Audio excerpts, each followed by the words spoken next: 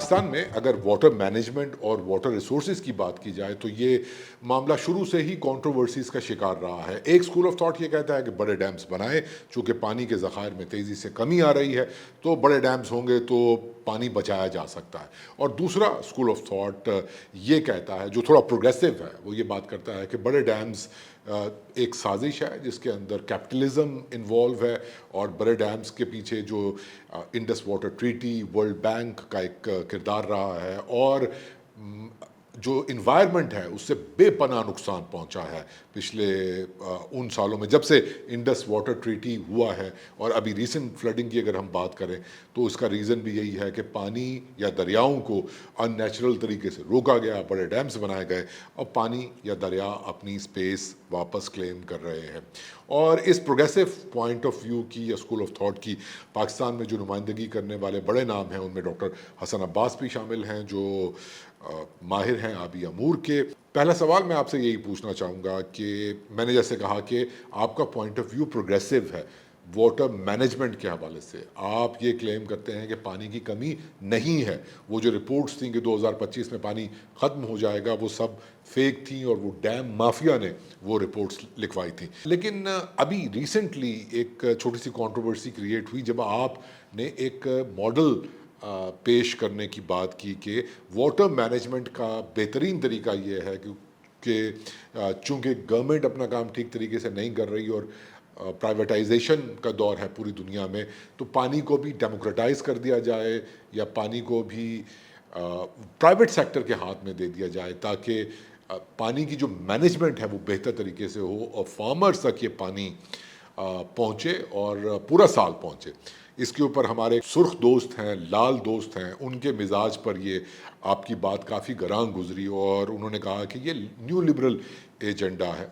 New liberal agenda वाकई पाकिस्तान में पूरी दुनिया में काम कर रहा है और आप पे ये एक किस्म से इल्ज़ाम लगाया गया कि आप न्यू लिबरल ऑर्डर को सपोर्ट कर रहे हैं। पानी को प्राइवेटाइज़ करने की बात करें तो पहले ही पानी नहीं है मुल्क में और ये पानी प्राइवेट कंपनियां सब उड़ा के ले जाएंगी। और मैं यहाँ पर ये ऐड करना चाहूँगा कि न्यू लिबरल ऑर्डर को सपोर्ट करना, एक तरफ आप बात कर रहे हैं कैपिटलिज्म के अगेंस्ट के बड़े डैम्स नहीं बनने चाहिए, वो थोड़ा प्रोग्रेसिव मामला दिखाई देता है। इस तरफ कि न्यू लिबरल ऑर्डर या हाइपर कैपिटलिज्म की अगर बात माने और पानी को प्राइवेटाइज कर दें, थोड़ी सी कंफ्यूजन है। इस हवाले से क्या कहेंगे आप? पाकिस्तान एक बड़ा अजीब सा मुल्क है। इसमें जो सर्विस सेक्टर जो सर्विसेज प्रोवाइड करता है, मसलन पावर पावर सारी की सारी गवर्नमेंट प्रोवाइड करती है आपको। और फिर वो जो आपको पावर का बिल आता है उसके बीच में वो जो मर्जी डाल दें, यू कांट डू एनीथिंग। आपने बिजली की मतलब है कि सर्विस लेनी है तो देयर इज ए मोनोपोली। आपके पास एक ही सोर्स है और वो गवर्नमेंट के थ्रू है और आपने उसी के पास जाना है। लेकिन उसके भी बैक एंड पे बहुत सब प्राइवेट बिजनेस चल रहा है, लेकिन एंड ऑफ द डे वो गवर्नमेंट ने किया हुआ है। और उसमें कोई कंपटीशन नहीं है, उसमें कोई आपके पास चॉइस नहीं है। और ये मॉडल पाकिस्तान में चल रहा है। बाकी जो दुनिया जिसने तरक्की की है उसमें तो ये मॉडल नहीं चल रहा। इसी तरह से किसी ज़माने में टेलीफोन भी पूरे का पूरा गवर्नमेंट के पास था। और उस वक्त भी एडवांस वर्ल्ड में आप जब जाते थे तो टेलीफोन कंपनीज थी, देवर प्राइवेट। आप कहीं पे घर लेते थे, रेंट करते थे, तो आपको वो जो रेंटिंग एजेंट होता था वो बताता था कि जी ये कंपनीज हैं जिनसे आप पावर ले सकते हैं, ये कंपनीज हैं जिनसे आप जो है वो कम्युनिकेशन का पैकेज ले सकते हैं, वगैरह वगैरह। फिर क्या हुआ कि देखिए मार्केट फोर्सेस जो हैं वो बड़ी डायनामिक हैं, दुनिया जिस तरीके से चेंज हो रही है उसमें फिर क्या हुआ है कि पाकिस्तान में भी जो है वो एक चीज़ थी जिस पे इनकी इजारादारी थी, जो कि टेलीफोन था, वो ख़त्म हो गया। और आई वुड से कि आपकी जो थी कम्युनिकेशन वो डेमोक्रेटाइज हो गई। अब आप अपनी मर्जी से जाते हैं, अपनी मर्जी का पैकेज लेते हैं, अपनी मर्जी की कंपनी को पसंद करते हैं। और सर्विस बहुत एफिशिएंट हो गई है क्योंकि कंपटीशन है, और कंपटीशन की वजह से at the end of the day consumer को फायदा होता है और मार्केट अपनी प्राइस खुद सेट करती है। लासी फेयर अप्रोच है। एडम स्मिथ को पढ़ें, उसने भी यही बात लिखी थी कि ये इनविजिबल हैंड की उसने बात की थी। तो ये चीज़ें तो दुनिया में चल रही हैं और जहाँ पे ये मॉडल चल रहे हैं बहुत सक्सेसफुल हैं। वो कार्ल मार्क्स के मॉडल बहुत अच्छे हैं। वो जो सोशल मॉडल हैं, लेकिन वो उस तरह की सक्सेस नहीं लेके आ सके। It has been demonstrated in the world. तो अच्छा, फिर दूसरी तरफ आप जाएं तो ये जो आपकी पावर है, ये भी अब डेमोक्रेटाइज हो रही है। इसको डेमोक्रेटाइज कौन कर रहा है? इसको भी आने वाली नई टेक्नोलॉजी कर रही है। जैसे कम्युनिकेशन भी, it is based on technology. और टेक्नोलॉजी ने वो जो पुराने इस्टेब्लिश सिस्टम्स थे उनको कोलैप्स किया है, और नए सिस्टम्स में डेमोक्रेटाइजेशन है। अब वो डेमोक्रेटाइजेशन जो है वो प्राइवेट सेक्टर की तरफ से आई है, पावर सेक्टर में भी, कम्युनिकेशन सेक्टर में भी। फिर इंफॉर्मेशन सेक्टर जो है उसको इंटरनेट ने डेमोक्रेटाइज कर दिया है। पहले वो एक ही अखबार आता था या दो अखबार आते थे, एक गवर्नमेंट का होता था, दो प्राइवेट होते थे, लेकिन वो दो प्राइवेट भी सेंसर होके आते थे। तो आपके पास कोई और इंफॉर्मेशन का सोर्स नहीं था। रेडियो भी जो है वो गवर्नमेंट कंट्रोल करती होती थी, और इसके साथ साथ जो आपकी है टेलीविज़न, वो भी गवर्नमेंट कंट्रोल करती थी। अब ये है कि वो अगेन इंटरनेट ने डेमोक्रेटाइज कर दिया, आप अपनी मर्जी का चैनल लगाते हैं, अपनी मर्जी का सुनते हैं। और फिर ये जो सोशल मीडिया है इसने मजीद डेमोक्रेटाइजेशन कर दी है। तो दुनिया, और ये सारा देखिए, अगर जो कुछ भी है इसमें, ये सारा प्राइवेट सेक्टर कर रहा है। तो अभी एक चीज जो पाकिस्तान में बहुत बड़ा अजाब है लोगों के लिए, वो डेमोक्रेटाइजेशन ऑफ वाटर है। अब ये चीज जो है, ये अभी तक कभी ये आपने टर्म शायद ना सुनी हो, लेकिन हमारी ये कोशिश है कि हम पाकिस्तान में at the end of the day democratisation of water की तरफ आए। ऑफ कोर्स गवर्नमेंट के रूल्स एंड रेगुलेशंस हमें चाहिए होते हैं, बिजनेसेस को कंट्रोल करना होता है, तो आपने ट्रस्ट बस्टिंग करनी होती है, आपने सिटीजन्स को कॉरपोरेट ग्रीड से बचाना होता है, और ये सारी चीज़ें पूरी दुनिया में हो रही हैं और चल रही हैं, और अप्स एंड डाउन्स होते रहते हैं। लेकिन द फर्स्ट थिंग इज कि आप कोई ऐसा मॉडल शो तो करें दुनिया को, जिसमें, और स्पेशली इस पाकिस्तान को। अब आप देखिए, आपका जो सबसे बड़ा सेक्टर है ना वाटर कंजम्पशन का, वो है इरिगेशन सेक्टर। और irrigation sector is totally dependent on the bureaucracy of irrigation department and वापडा एंड इरसा। आपको इनके अलावा और कोई चॉइस ही नहीं है। आपको जमीन उन्होंने ऐसी जगह पे दे दी है उठा के, जिस जगह पे ना बारिश होती है और ना उस जगह पे और कोई पानी का सोर्स है। The only source of water is canal water. अब इसमें देखिए, जिन लोगों ने काम किया ना इस सेक्टर में सिंसियरली, और उसकी बेस के ऊपर उन्होंने वो सॉल्यूशंस निकाले हैं, वो आप उन लोगों को सिंपली ये कह देंगे जी ये तो प्राइवेट सेक्टर के लोग हैं और इस तरह करके तो ये पता नहीं क्या करना चाहिए, तो ऐसी बात नहीं है। हमने देखा साउथ पंजाब में कि उनके विलेजेस के बीच में पानी की डिगियां बनी हुई हैं फॉर डोमेस्टिक यूज। उस पानी की डिगी में, अच्छा डिगी कुछ लोगों को इस टर्म का नहीं पता, वो एक तालाब बना देते हैं गांव के सेंटर में। और जिस वक्त कैनाल का पानी आता है ना, बारियों से बाकी लोगों को मिल रहा होता है, तो उसमें एक बारी डिगी की भी होती है। वो डिगी सबके लिए कॉमन होती है, गांव के सेंटर में बनी होती है। उसके बीच में कुछ देर के लिए वो खाला एक चलता है, उसको भर देता है। और फिर जब दोबारा खाले की बारी आती है उसको भरने की, तो वो उसको दोबारा भर देता है। ये डिगियां किसी हद तक सक्सेसफुल इस तरह से हैं उन इलाकों में जहाँ पे पेरिनियल कैनाल्स हैं, कैनाल्स पूरा साल चलती हैं। लेकिन कभी आप उन गांव में जाके देखें जहाँ पे कैनाल पेरिनियल नहीं है, और उधर फिर जो वाटर का क्राइसिस होता है, इवन ड्रिंकिंग वाटर आपको नहीं मिलता। और कभी आप उन डिगियों को जाके देखें, यही उनके ऊपर यानी काई जमी होती है, दुनिया जान का फुजला उसके बीच में कैनाल वाटर के साथ आता है। And people have no choice but to use that water for all their domestic purposes, including drinking water. कुछ गांव ऐसे हैं जिनमें दो डिगियां बनी होती हैं, एक जानवरों के लिए होती है, एक इंसानों के लिए होती है, लेकिन मैंने ये देखा है कि पानी की क्वालिटी जानवरों को भी वही मिल रही है जो इंसानों को मिल रही है। तो ये एक मतलब है कि हमने शुरू में एक छोटा सा सोल्यूशन इनको बना के देने की कोशिश की, बट वो सोल्यूशन इसलिए नहीं चला क्योंकि दरमियान में ब्यूरोक्रेसी आ जाती है। आपको ब्यूरोक्रेटिक हर्डल्स 50 किस्म के अबूर करने के बाद कुछ करने का मौका मिलता है। हम ये चाह रहे हैं कि पाकिस्तान में एग्रीकल्चर सेक्टर में और इस तरह के जो सेक्टर्स हैं इसके बीच में डेमोक्रेटाइजेशन ऑफ वाटर मिले। और आप कोई भी सिस्टम लेके आए, उसमें उस वक्त तक डेमोक्रेटाइजेशन नहीं हो सकती जब तक it is controlled by bureaucracy. Bureaucracy में डेमोक्रेटाइजेशन नहीं है।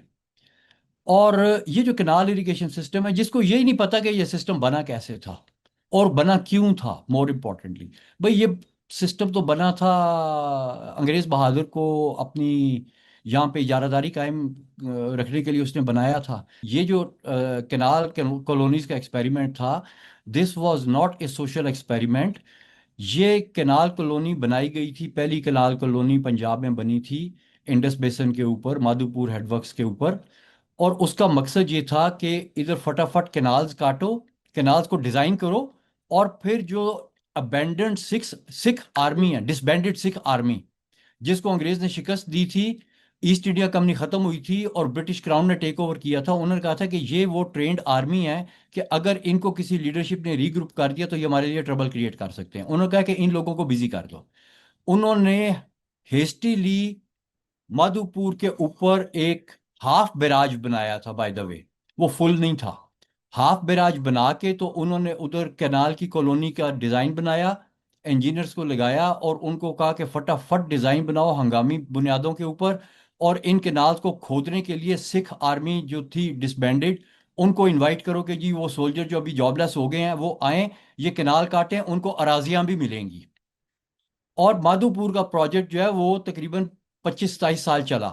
1950 1850 में शुरू हुआ था और 1875 में कहीं जाके ये सारे का सारा कंप्लीट हुआ।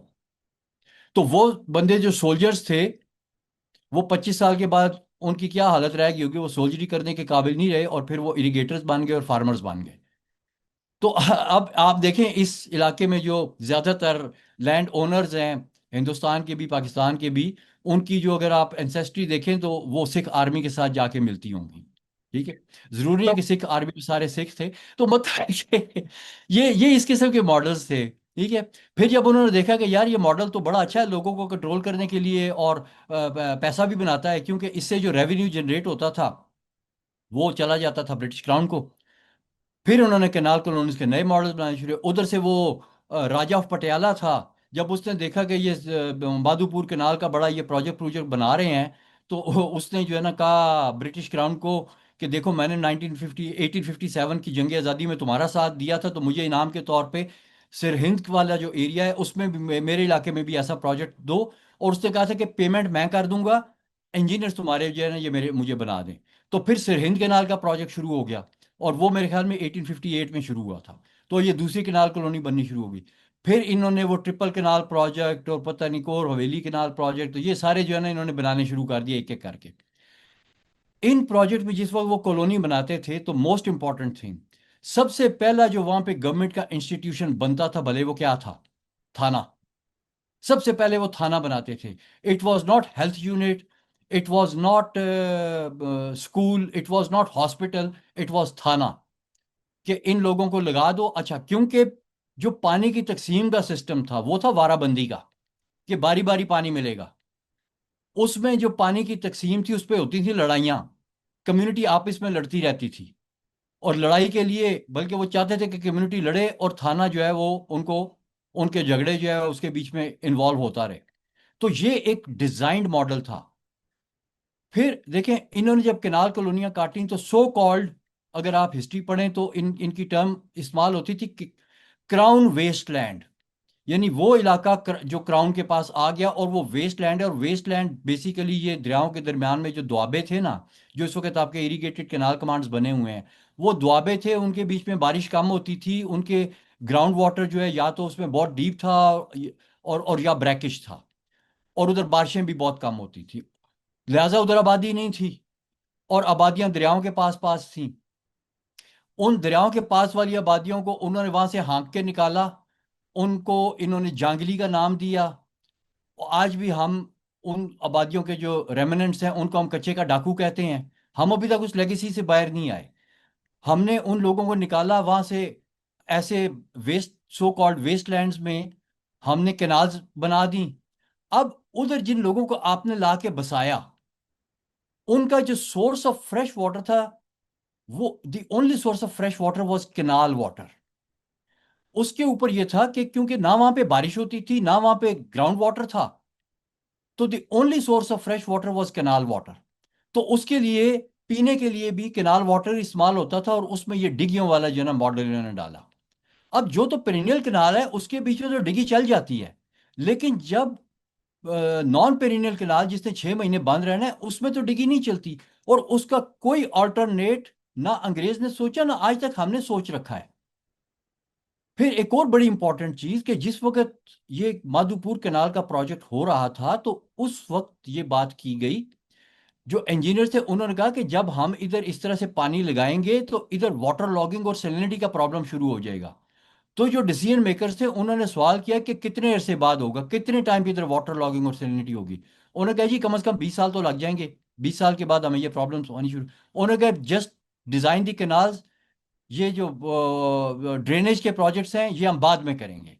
तो इस तरह से केनाल, अब दुनिया कहती है कि केनाल के साथ ड्रेनेज होना लाजमी है क्योंकि केनाल हमेशा वाटर लॉगिंग सैलिनिटी करती है। तो ये फिरौन के ज़माने का सिस्टम बिराज लगा के उन्होंने बना दिया, और उसके बाद में ये पूरे माशरे में फैल गया, और हम अभी तक उसी डगर पे चल रहे हैं। हमने कब सोचना है कि इस सिस्टम के बीच में ये जो ब्यूरोक्रेटिकली कंट्रोल्ड वाटर है, जो लोगों को भी कंट्रोल करता है, लोगों को अनड्यू पावर देता है जो पानी को कंट्रोल करते हैं, और अनड्यू सप्रेस करता है जिनके पास कंट्रोल नहीं होता। हेड वाला फार्मर क्या करता है, वो हेड वाला फार्मर और टेल वाला फार्मर वो भी इसी तरह से बने कि जो ज्यादा मंजूर नजर थे उनको हेड पे राजियां लॉट हो गई, जो बाकी बचे उनको टेल पे मिल गई। हेड और टेल के झगड़े खत्म ही नहीं हो रहे अभी तक। तो ये जो मॉडल है हमने इससे अल्टीमेटली बाहर निकलना है। हमने वाटर मैनेजमेंट में का कोई ऐसा सिस्टम सोचना है जिसमें डेमोक्रेटाइजेशन हो, जिसमें अगेन जिसमें people should pay for the service. ये बहुत इंपॉर्टेंट है, पानी इनपुट है, और पानी की जो सर्विस है उसको पे करें। अच्छा, दुनिया में पे करना कोई मसला नहीं है, अगर आपको वो पेमेंट की रिटर्न मिल रहा है on your investment, why won't you पे। अभी भी फार्मर पानी के लिए बहुत कुछ पे करता है, ऐसा नहीं है कि फार्मर पानी के लिए पे नहीं करता। जिसने ट्यूबवेल लगाया वो ट्यूबवेल का पानी बेचता है, जिसका वो खाले में पानी ज्यादा होता है वो भी पानी बेचता है दूसरों को जिनको जरूरत होती है।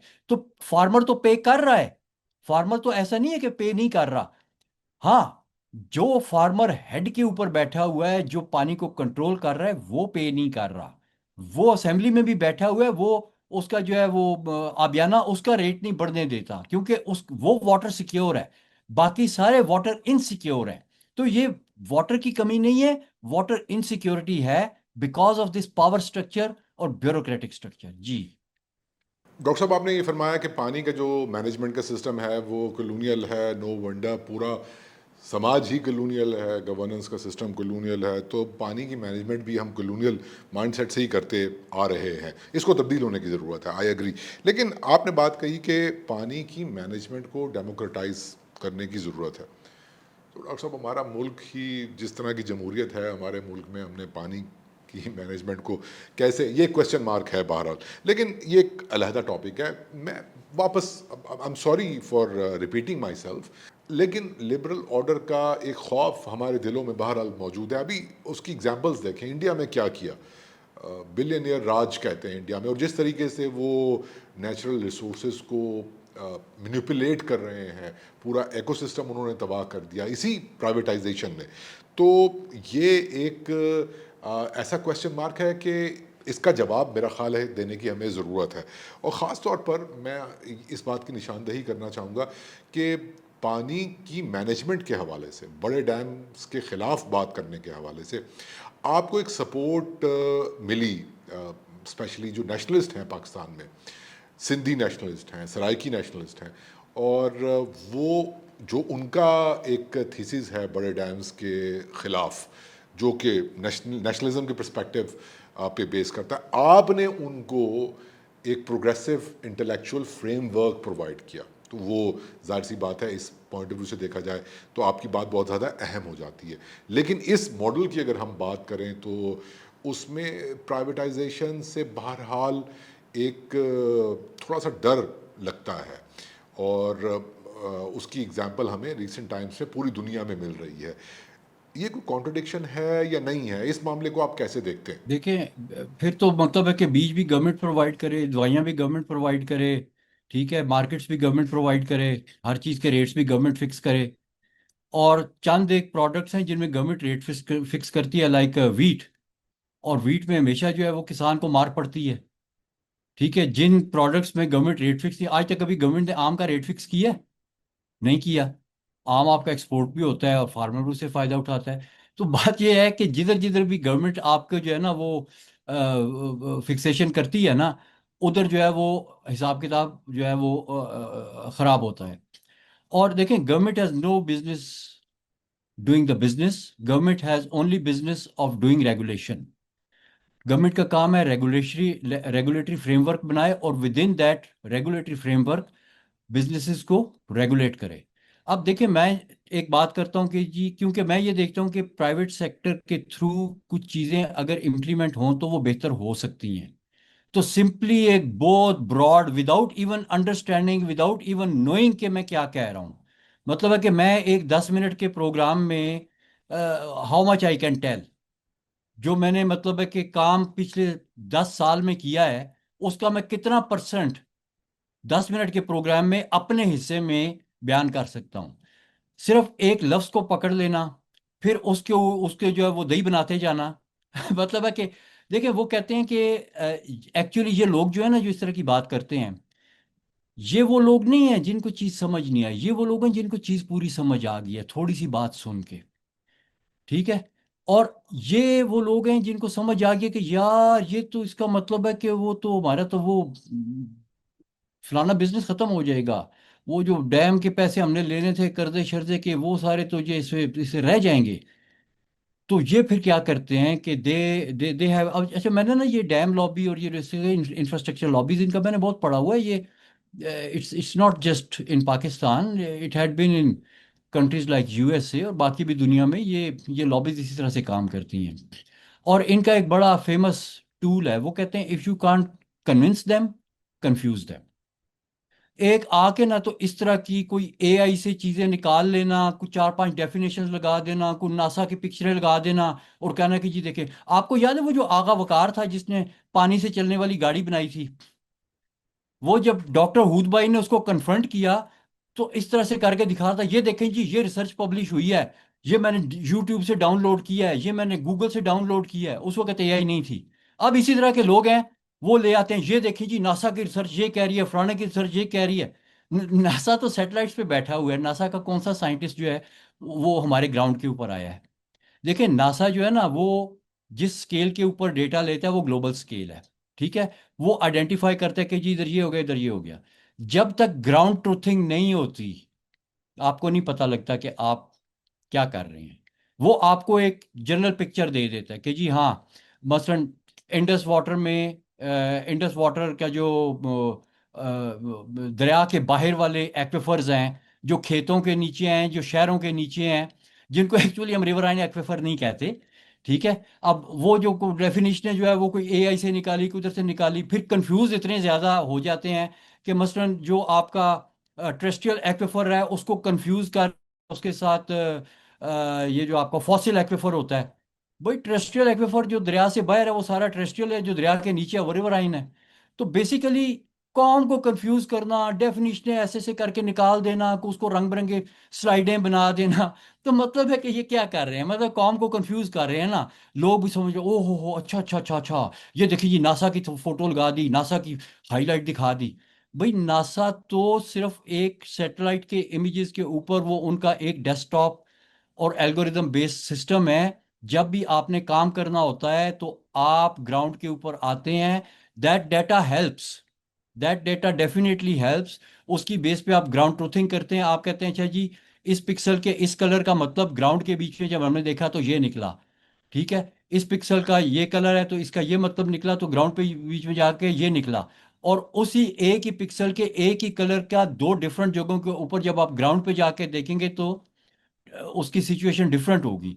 उसके फिर इंटरप्रिटेशन के तरीके हैं जो आपका ग्राउंड वर्क होता है। ग्राउंड वर्क के बगैर आपने कहना शुरू कर दिया जनाब वो देखिए ये हो गया, ऐसे हो गया, मतलब है कि इसको कहते हैं सूडो साइंटिस्ट।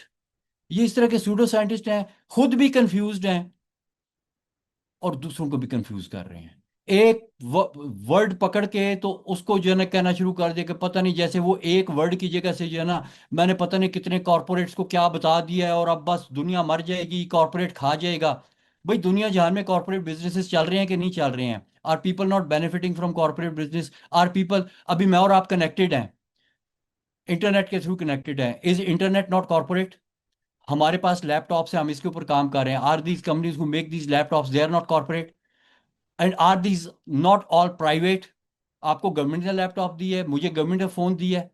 तो बात यह है कि अल्टीमेटली दुनिया ने प्राइवेट सेक्टर के साथ चलना है, यही कैपिटलिज्म है, और इसी ने दुनिया को चाइना जो है, जब तक वो सोशलिस्ट उसके बीच में उसने अपने आप को कैद रखा, उस वक्त तक वो उनकी जो प्रोस्पेरिटी थी लोगों के बीच में, कम्युनिटीज के बीच में, वो उस तरह से नहीं आई। 1980s में they decided, I still remember an article in I think Newsweek और टाइम्स, वो आर्टिकल था it's okay to become rich. वो चाइना के बारे में था कि उन्होंने अपनी पॉलिसी में शिफ्ट किया था कि ठीक है अब हम प्राइवेट सेक्टर को भी बिजनेस की इजाजत देंगे, पहले सारा बिजनेस और हर चीज जो गवर्नमेंट कंट्रोल कर रही थी।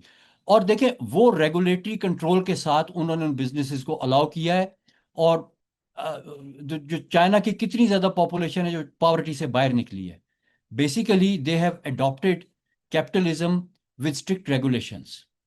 बेसिकली कैपिटलिज्म ही है। तो इसी चीज, इसी तरह का मॉडल जब कोई सोचता है किसी सेक्टर के बारे में, तो ऑब्वियसली वो जब जब जब पहली दफा कोई चीज आती है तो उसमें कुछ लोग फ्लेबरगॉस्ट हो जाते हैं। अब मसलन डैम की फेवर में बहुत लोग बोल रहे हैं, मैं आपको मोटा सा एक डैम का स्टैटिस्टिक देता हूं। मोटा सा ये स्टैटिस्टिक है तरबेला डैम का, कि जब तरबेला डैम बना, अब इसमें कोई सिल्टिंग विल्टिंग नहीं हुई थी, तो उसके इनिशियल फ्यू ईयर्स का डेटा जिसमें लेक ब्रांड न्यू थी और फुल वाटर सप्लाई ये सो कॉल्ड दे रहा था।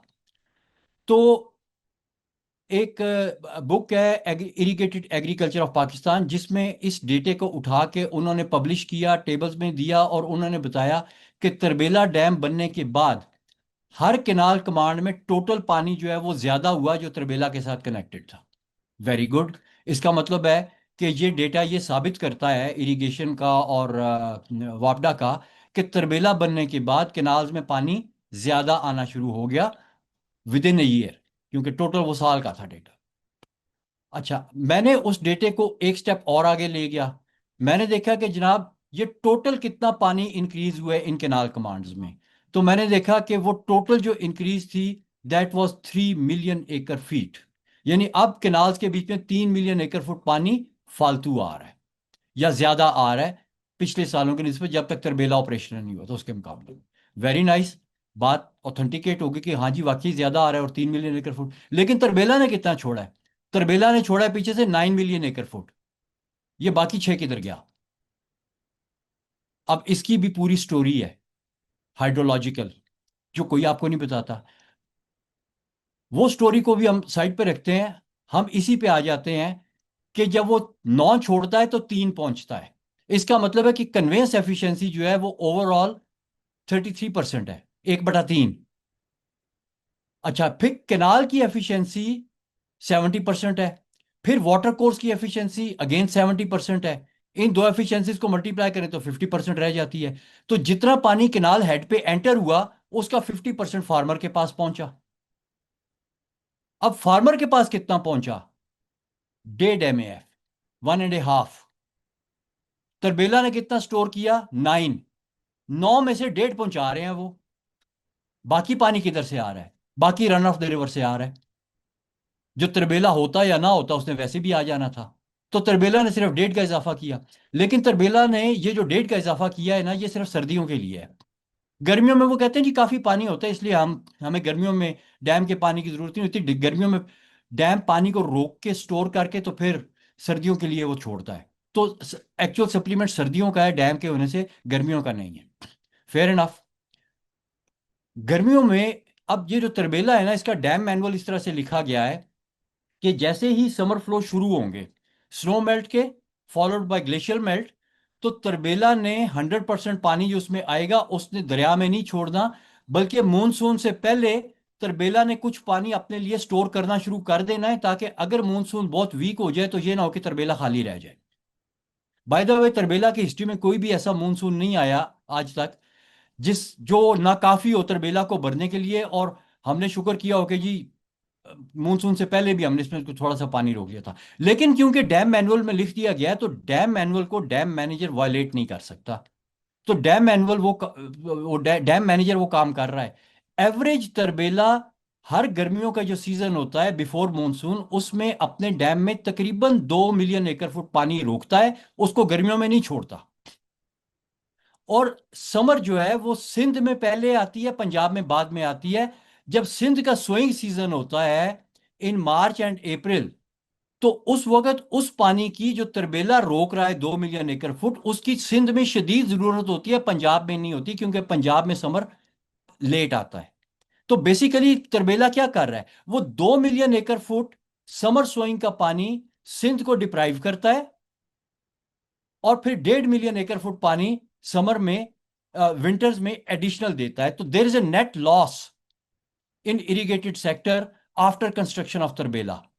और ये मैं सारे डेटा पे बात कर रहा हूं, उठा के देख लें। तरबेला का एनुअल रिचार्ज जो उसका हो रहा है, इनफ्लो आउटफ्लो का डेटा हर साल का है, हर महीने का है, हर हफ्ते का है, हर दिन का है। उठा के देख लें, अगर ये बात मैं गलत कर रहा हूं। अब मुझे ये बताएं कि अगर कोई इकोनॉमिस्ट मुझे आके ये कहता है कि नहीं देखें, डैम बनने का तो बहुत फायदा हो, तरबेला ने इतना कमाया सिर्फ इरिगेशन सेक्टर से, तो इन बाउंड्री कंडीशंस का मुझे एक्सप्लेन कर दे वो। और बाकी हेर फेर जो मर्जी आप करते रहें। तो ये बेसिकली लोगों को बेवकूफ बनाने का सिलसिला जो है, जब से ये डैम बने हैं चल रहा है। इनके बनने से पहले चलना शुरू हो जाता है, इनके बनने के दौरान चलता रहता है, और इनके बनने के बाद और नए डैमों को बनाने के चक्कर में भी ये जो काला बाग कर रहे हैं, इसकी भी यही स्टोरी होगी। उधर से जो आपका मंगला है, उसकी भी यही स्टोरी है। दे डिप्राइव। अच्छा, फिर मजे की आपको बात बताऊं, ना सिर्फ ये कि ये ज्यादा पानी समर का डिप्राइव करके कम विंटर में देते हैं, समर की क्रॉप्स महंगी होती हैं, उसका इकोनॉमिक इंपैक्ट ज्यादा है। विंटर में तो वीट शीट लगती है, ग्रेन लगता है, which is not very cash high value cash crop. Summer की क्रॉप्स महंगी हैं, तो आप उनका पानी डिप्राइव करके विंटर में देना, there is a net loss. Doctor साहब, आई थिंक ये तो एक बहस तलब मसला है कि हुकूमतों को बिजनेस करना चाहिए कि नहीं करना चाहिए, क्योंकि जाहिर सी बात है अगर हुकूमतें और क्या काम है हुकूमत का, अगर हुकूमत रेगुलराइज नहीं कर सकती पानी, सेहत, तालीम और इस तरह के जो पब्लिक इंटरेस्ट के मैटर्स हैं, तो फिर उसका काम क्या है गवर्नेंस। तो आई थिंक इसी चीज़ का नाम है ना कि वो एक चेक रखे मार्केट के ऊपर, मुनाफाखोरी के ऊपर, और जिस तरीके से भी मुमकिन हो पब्लिक इंटरेस्ट को मेक श्योर किया जाए। मैं यहाँ पर आपसे ये पूछना, और इसमें सबसे अहम बात ये है कि ज़रूरी नहीं है कि अगर हम इस मॉडल को इम्प्लीमेंट करने की बात करें तो उस पूरे जो एक प्राइवेटाइजेशन का मॉडल है उसको भी सपोर्ट करें, क्योंकि ये आप ही की बातों से हमने सीखा, हमने जाना कि जो बड़े डैम्स को के लिए माइंडसेट बनाया गया वो भी वर्ल्ड बैंक ने ही बनाया। वर्ल्ड बैंक की रिपोर्ट्स आई सामने, और उसके बाद आके हमने ये देखा कि इंडस वाटर ट्रीटी की सूरत में जो मायदा हुआ, जिसके नताइज अभी तक भुगत रहे हैं हम। पानी के रास्तों को रोका गया, बड़े डैम्स की बात की गई, माहौलियाती आलूदगी से जो जुड़े हुए, क्लाइमेट चेंज से जो जुड़े हुए मामलात हैं वो भी सामने आए। तो ये सब बातें मेरा ख्याल में मद्देनज़र रखने की ज़रूरत है। मैं इंसिस्ट करूँगा इस बात के ऊपर और ये सवाल आपसे पूछूँगा कि कहाँ पर पानी की मैनेजमेंट का मामला जो है वो पब्लिक इंटरेस्ट के तौर पर काम कर सकता है, चाहे वो प्राइवेट सेक्टर करे, चाहे वो हुकूमत करे। देखिए, ये अगर पानी की प्राइस ठीक पे कर रहा हो ना फार्मर, गवर्नमेंट को कर रहा हो या प्राइवेट सेक्टर को कर रहा हो, तो then the system is working. अब मसलन कैलिफोर्निया का जो फार्मर है, वो 1 एकड़ फुट के $350 से लेके $2,500 तक देता है फॉर 1 एकड़ फुट ऑफ वाटर। लेकिन फिर जो वो प्रोड्यूस करता है, उससे वो इससे ज्यादा कमाता है। तो अगर आप अपनी ये इकोनॉमिक्स को सीधा करें ना, मैं ये नहीं कह रहा कि 100% आपने बस जो मैंने कह दिया वही करना है। पहली बात तो ये कि अभी तक मैंने अपना मॉडल डिस्कस ही नहीं किया कि वो है क्या। तो वो जब मैं मॉडल सामने लेके आऊंगा कि जी ये इसका फाइनेंशियल मॉडल है, ये इसका इकोनॉमिक मॉडल है, इसमें इधर प्राइवेट सेक्टर फिट होता है, फिर आप मुझे क्वेश्चन करें ना कि जी ये आपका मॉडल ठीक नहीं है। मैंने सिर्फ एक इंडिया दिया है कि जी ये प्राइवेट सेक्टर का काम है और प्राइवेट सेक्टर इसको कर सकता है। देखें, आपने जब भी इन्वेस्टमेंट करनी होती है ना, तो इन्वेस्टमेंट का एक बड़ा मोटा मोटा थंब रूल है कि आपने कितनी इनिशियल कॉस्ट है प्रोजेक्ट की, कितना उसका जो है वो ब्रेक इवन का टाइम है, कितनी उसका लाइफ टाइम है, और उस लाइफ टाइम में वो कितना कमाएगा, और उसके बाद में प्रोजेक्ट की डीकमिशनिंग की कॉस्ट क्या होगी, उसमें आप डीकमिशनिंग में अर्न करेंगे या लूज करेंगे, और टोटल लाइफ साइकिल असेसमेंट के बाद आपको पता चलेगा कि आपका प्रोजेक्ट फिजिबल है कि नहीं है। अब हमने ये लाइफ साइकिल असेसमेंट वगैरह के काम बहुत किए हुए हैं, ठीक है। और स्पेशली वाटर सेक्टर से रिलेटेड, जब हम वाटर में हाई क्वालिफिकेशंस की बात करते हैं तो हम सिर्फ हाइड्रोजियोलॉजी और जियोलॉजी पढ़ के नहीं आगे, हमने और भी बहुत चीज़ें देखी हुई हैं। तो हमें पता है इन चीज़ों का कि ये कैसे चलती हैं। हमें पूरा वाटर इकोनॉमी का, वाटर साइकिल, इसकी लाइफ साइकिल असेसमेंट और ये सारी चीज़ें हमने की हुई हैं।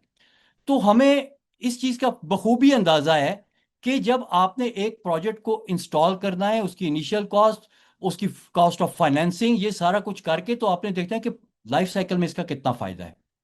तो हम जो चीज लेके आ रहे हैं, हम उसको कहते हैं कि हम इसको बैंकेबल बनाएंगे। बैंकेबल का मतलब यह है कि इट इज इकोनॉमिकली प्रॉफिटेबल, ठीक है। और फिर आप अपनी जो जो आप सर्विस प्रोवाइड कर रहे हैं या प्रोडक्ट प्रोवाइड कर रहे हैं, आप उसकी उस हिसाब से प्राइस सेट करते हैं कि जी मैं ये प्राइस लूंगा तो मुझे इतना फायदा होगा। अच्छा, अब देखें, जब आप स्पेशली जब आप सर्विस सेक्टर की बात करते हैं, क्योंकि water supply is a service sector, तो सर्विस सेक्टर में एक लेवल ऑफ सर्विस होता है। हम एक लेवल ऑफ सर्विस डिफाइन करते हैं।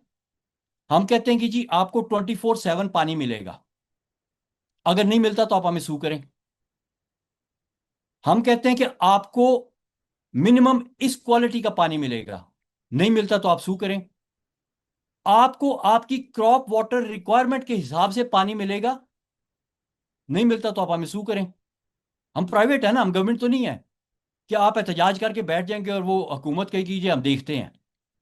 प्राइवेट सेक्टर को सू किया जा सकता है, रिमेंबर दिस थिंग। इसलिए मैं प्राइवेट सेक्टर की फेवर में हूं।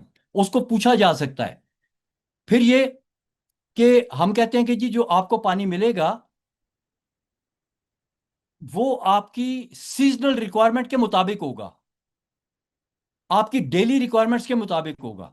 आपको पानी सिर्फ, खेत में पौधा सिर्फ उस वक्त पानी पीता है जब फोटोसिंथेसिस कर रहा होता है। तो आपको रात को पानी नहीं चाहिए, आपको डे टाइम पे पानी चाहिए। आपको डे टाइम पे पानी मिलना शुरू हो जाएगा। जब फोटोसिंथेसिस खत्म हो जाता है तो आपको पानी नहीं चाहिए, पानी बंद हो जाएगा। आप जिस वक्त अपनी टूटी खोलेंगे आपको पानी मिल जाएगा। आपको ज्यादा चाहिए तो ज्यादा मिल जाएगा। जब प्लांट्स की फ्रूटिंग हो रही है तो ज्यादा पानी चाहिए, आपको ज्यादा पानी मिल जाएगा। ये लेवल ऑफ सर्विस मैं डिफाइन करता हूं।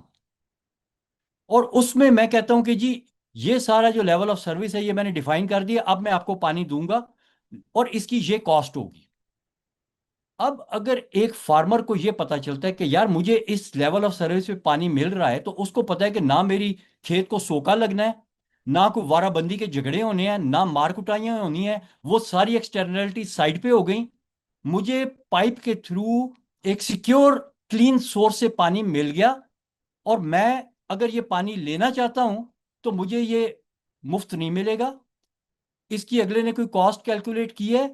इस पूरे इंफ्रास्ट्रक्चर का जो मैं सोर्स से लेके तो फार्म गेट तक बनाता हूं, मैंने जो इस पे इन्वेस्टमेंट की है और जो मेरे ओ एंड एम चार्जेस हैं, वो मैं उसके बीच में कैलकुलेट करके डालता हूं कि जी मेरे ओ एंड एम चार्जेस इतने हैं, मेरी इनिशियल इन्वेस्टमेंट इतनी है। अगर मेरा ये सिस्टम से 50 साल के लिए चलना है या 20 साल के लिए चलना है, तो इसके बीच में मैं कितने का दूंगा तो मैं ब्रेक इवन करूंगा। ये प्रपोजल आप देते हैं बैंक को, बैंक फाइनेंस कर देता है, आप आके प्रोजेक्ट लगाते हैं, जिस जिसको वो प्राइस वारा खाती है वो ले लेगा। अब अगर एक फार्मर को इस लेवल ऑफ सर्विस पे पानी मिल रहा हो तो आप देखिए उसकी प्रोडक्शन स्काई रॉकेट करेगी। जो गर्म इलाकों में रहने वाला फार्मर है वो 3-3 फसलें उठाएगा, उसकी तो क्रॉप पर ड्रॉप यील्ड बढ़ जाएगी। फिर पानी की क्वालिटी ऐसी है कि उसमें वो सॉल्ट्स और गंदगी नहीं है। आपकी प्रोडक्ट जो है, अभी बहुत सी आपकी प्रोजेक्ट जो आपकी केनाल कमांड एरियाज की है वो इंटरनेशनल मार्केट में इसलिए रिजेक्ट हो जाती है कि उसके बीच में पोल्यूटेंट्स होते हैं। आपके फल में पोल्यूटेंट आ रहा है, आपके ग्रेन्स में पोल्यूटेंट आ रहा है, अगले रिजेक्ट कर देते हैं, फिर हम अपने बच्चों को खिला देते हैं। तो अगर आपका पानी साफ आ रहा है, तो आपकी वो प्रॉब्लम भी, आपकी एक्सपोर्ट क्वालिटी की आपकी प्रोडक्ट्स बनेंगी। फिर यह कि जो फार्मर है, जब वो अच्छी प्रोडक्ट प्रोड्यूस करेगा तो उसको अच्छी मार्केट मिलेगी और सिक्योर मार्केट मिलेगी। फिर फार्मर भी उस लेवल के ऊपर आ सकता है जो कि इंटरनेशनल फार्मिंग में बेस्ट प्रैक्टिसेस में आता है। वो कहते हैं if it is not sold it is not sown. अगर बिकी नहीं है तो बीजनी नहीं है। आप फार्मर पहले बेच देगा अपनी प्रोडक्ट, उसके बाद में लगाएगा। वो होंडा कार वालों का मॉडल है कि वो गाड़ी आपको पहले बेच देते हैं, सो कॉल्ड बुक हो जाती है गाड़ी, और बनाने के बाद वो आपको दे देते हैं 3-4 महीने इंतजार करा के। तो ये फार्मर भी मॉडल ये अपना सकता है। फार्मर का बिजनेस ज्यादा सक्सेसफुल होगा। और फिर हम इसके बीच में एक और एलिमेंट इन्वोक कर रहे हैं, अनफॉर्चुनेटली वो भी प्राइवेट सेक्टर से ही आता है, और वो इंश्योरेंस का है। कि अगर खुदा ना खास्ता हमारा सिस्टम किसी वजह से फेल हो जाते, हम पानी नहीं दे सकते, फार्मर की प्रोडक्ट जो है, जो उसने वादा किया हुआ था, वो फेल हो जाती है, ये नुकसान कौन पूरा करेगा? फार्मर ने इंश्योरेंस कराई हुई है कि जी अगर मेरी प्रोडक्ट किसी कंज्यूमर के पास नहीं पहुंचती है तो इंश्योरेंस कंपनी उस कंज्यूमर को कंपनसेट कर देगी। फार्मर का रिस्क खत्म हो गया। और इंश्योरेंस कंपनी किस टाइम पे इंश्योरेंस देगी? जो केनाल से पानी ले रहे कंपनी, इंश्योरेंस कंपनी उसको पानी इंश्योर करेगी, जिसको पता है कि ये पानी कभी झगड़े की वजह से नहीं आएगा, कभी सीजनल इंटरमिटेंसी की वजह से नहीं आएगा, कभी सैलाब की वजह से नहीं आएगा, कभी किसी वजह से नहीं आएगा। Insurance company will never ensure it. लेकिन जब इंश्योरेंस कंपनी देखती है कि यार चीज तो बड़ी सुथरी है, सिस्टम तो बड़ा रोबस्ट है, इसके फेल होने के तो चांसेस ही कोई नहीं है, वो मुझे भी इंश्योर कर देगा, फार्मर को भी इंश्योर कर देगा, आप दोनों इंश्योर हो गए। अगर ये सिस्टम आप ले आते हैं, इसका आप एक छोटा सा डेमोन्स्ट्रेशन कर देते हैं 1,000, 2,000, 5,000, 10,000 एकड़ के ऊपर, और ये सिस्टम चल पड़ता है, तो फिर वही होगा कि जब बटनों वाले फोन की बजाय टच स्क्रीन वाला फोन आया, तो और लोगों ने देखा कि बेहतर है, तो बगैर किसी के कहने पे हर किसी ने टच स्क्रीन ले ली, और वो बटनों वाले फोनों की फैक्ट्रियां भी बंद हो गई। डॉक्टर साहब, मैं आपकी इस प्रैग्मेटिक अप्रोच को समझ रहा हूँ जो आप हमारे हैं कि और कोई चूंकि तरीक़ाकार है ही नहीं है, हम प्रैक्टिकली देखा जाए तो हम इसी दुनिया के अंदर रहते हैं और इन्हीं पैमानों के को मद्देनज़र रख के हमने वाटर मैनेजमेंट के लिए कुछ करना है। अनटिल और अनलेस पाकिस्तान में जो हमारे लाल दोस्त हैं वो लाल इनकलाब नहीं ले आते और फ्री मार्केट ख़त्म नहीं हो जाती, फिर आपका यही मॉडल जो है वो हम डिफरेंट तरीके से भी अप्लाई होता हुआ देख सकते हैं। लेकिन इन बातों को एक तरफ रखते हुए जो फैक्ट्स हैं ना ग्राउंड के ऊपर, बहरहाल उनको हमें देखने की ज़रूरत है।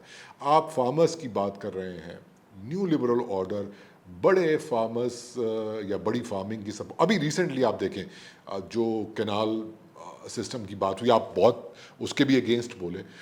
उसका भी मॉडल यही था कि आप छोटे फार्मर को ख़त्म कर दो, बड़े फार्मर को लाओ। वो अमेरिका में एक नारा लगाया गया इसी फ्री मार्केट या न्यू लिबरल ऑर्डर के तहत, जब हम बात कर रहे थे कि एग्रीकल्चर को भी प्राइवेटाइज होना चाहिए, तो वो नारा यही था कि गेट बिग और गेट आउट। तो हमारे यहाँ तो ऑलरेडी कितने लोग हैं जो बिग होने का तो सवाल ही पैदा नहीं होता। एक मतलब आदाद-ओ-शुमार ये भी हमें बताते हैं 8 करोड़ के लगभग, कम इसमें कमी बेशी हो सकती है, लोग ज़राअत के शोबे से जुड़े हुए हैं, किसान बैकग्राउंड है Pakistan. It's a huge number, आबादी का बहुत बड़ा जो है वो हिस्सा है। और इनमें ये कहा जाता है कि अक्सरियत उन किसानों की है जो छोटे किसान हैं, वो तो अफोर्ड ही नहीं कर सकते हैं, पानी तो दूर की बात है, वो ट्यूबवेल या बीज भी उनको उधार लाना पड़ता है। आपका ये मॉडल, अगर आप कहते हैं कि जी वाकईतन हम प्राइवेटाइज करके फार्मर को एक बेनिफिट दे सकते हैं, तो बड़े फार्मर का तो वो तो किसी ना किसी तरीके से काम कर ही रहा है। वो जो 70-75%, 70% छोटा किसान है, उसको भी बेनिफिट मिल सकता है आपके इस मॉडल के तहत। देखिए ये सिस्टम जो है ना, ये स्केलेबल है। आप 1 क्यूसिक का सिस्टम लगाएं या 5,000 क्यूसिक का सिस्टम लगाएं, ये स्केलेबल सिस्टम है। आप उसको जितना मर्जी एक्सपैंड कर लें, और चंद एक महीनों में ये सिस्टम लग भी जाता है। और आप जब डेमोन्स्ट्रेट करते हैं ना, तो डेमोन्स्ट्रेशन में आपको जरूरत नहीं है कि आप छोटे के पास जाएं, बड़े के पास जाएं, उसको कन्विंस करें। Convincing comes from seeing it. अब छोटा फार्मर बड़ा फार्मर, जिस तरह से हर कोई मोबाइल फोन इस्तेमाल करता है, ट्रैक्टर को इस्तेमाल करता है, बीज इस्तेमाल करता है, खाद इस्तेमाल करता है, क्यों? क्योंकि उसका फायदा होता है। अगर इसमें उसको सिक्योर मिलता है, बल्कि मैं मेरे तो ख्याल में कि ये जो सिस्टम है ना, जो बंदा इस वक्त वाटर सिक्योर है, जो पानी पे कब्जा करके बैठा हुआ है, हेड वाला फार्मर जो कि असेंबली में भी बैठा हुआ है, उसको सिस्टम की कतन जरूरत नहीं है। He is not even interested कि ऐसा कोई काम हो। हाँ, जो छोटा फार्मर है, जिसके पास टेल पे पानी पहुंचता ही नहीं है, देखें बहुत से फाइनेंशियल मॉडल्स बन जाते हैं। हम कहते हैं कि यार हम तुम्हें ये सिस्टम देते हैं, और पहले 3 साल की जितनी भी इनपुट्स हैं तुम्हारी क्रॉप्स की, वो भी हम तुम्हें देते हैं, तुम सिर्फ क्रॉप उगाओ और बेच दो, और चौथे साल से तुम हमारे साथ जो है ना कॉन्ट्रैक्ट में आ जाओ। इस तरह के बहुत से फाइनेंशियल मॉडल्स हैं जो काम करते हैं। देखिए वो हुकूमत नहीं होती, वो गरीबों को टैक्सी दे देती है, तो वो बैंक से फाइनेंस हो जाता है, फिर वो उसी टैक्सी से कमाता है और फिर उसी में दे देता है। मुझे तो पता है कि भाई ये टैक्सी बहुत कमाएगी, इसका रूट बड़ा जबरदस्त मैंने सिलेक्ट किया है, और इसके ऊपर तो सवारियां ही सवारियां हैं। तो मैं तो कहूंगा कि यार तुम ये सिस्टम लगाओ, इतने अरसे तक तुम इसको करो, और इसमें से जो तुम्हारी किस्तियां तुम मुझे मुझे वही पे करते जाओ। ठीक है? और अगर तुम्हारा सिस्टम काम नहीं करता, मैं उसके साथ कॉन्ट्रैक्ट हूं भाई, तुम मुझे ना पे करो। तो जिस तरह से जैसे भी कोई, जब भी कोई नया बिजनेस आता है वो इंसेंटिव्स देता है in order to create market space. तो अगर आप उस सिस्टम को अलाउ करें which has the potential of democratizing water, क्योंकि ये जो पानी जिसको हम टैप कर रहे हैं, ये ड्रिंकिंग क्वालिटी का है। इस it is not being used, it is under the running river, जिसको हम रिवराइन एक्वेफर कहते हैं, और कुछ लोग कहते हैं कि जो खेत के नीचे पानी है वो भी रिवराइन होता है। जिनको अभी तक एक्वेफर की डेफिनेशन का नहीं पता, वो लोगों को कंफ्यूज कर रहे हैं, और उस पॉलिसी पे अमल कर रहे हैं शायद किसी इंटरेस्ट ग्रुप के की शय पे, कि तुमने कन्विंस नहीं करना, कंफ्यूज करना है। तो कर दें कंफ्यूज, जो कंफ्यूज होता है, फिर वो the confusers, the confuse will be losing. इस चीज ने तो आज आना है। आज अगर इस पे बात शुरू हो गई है ना, तो कल को इस पे काम भी शुरू हो जाएगा। ठीक है? ये अगर आप नहीं लगाएंगे तो हम इजिप्ट में जाके लगा देंगे। रिसर्च सारी हमारी पाकिस्तान की है बाय द वे, लेकिन हमें पता है कि इजिप्ट में काम पे लग सकते हैं, हमें पता है कि मेसोपोटामिया में काम पे लग सकते हैं, हमें पता है ऑस्ट्रेलिया में काम पे लग सकते हैं, हमें पता है कैलिफोर्निया में काम पे लग सकते हैं। तो बात यह है कि हमने तो बनाया हुआ है। ठीक है डॉक्टर साहब, लेकिन अगर प्रैक्टिकली देखा जाए तो एक अहम सवाल यहाँ पर ये भी सामने आता है कि कोई इन्वेस्टर है पाकिस्तान में, कोई पोटेंशियल इन्वेस्टर्स हैं कि जो पानी की मैनेजमेंट के सिस्टम को इस तरीके से मेक श्योर करें कि फार्मिंग इजी हो जाए और पानी ज़ाया ना हो। तो कुछ इन्वेस्टर्स हैं पाकिस्तान में? जी क्यों नहीं है, बहुत है।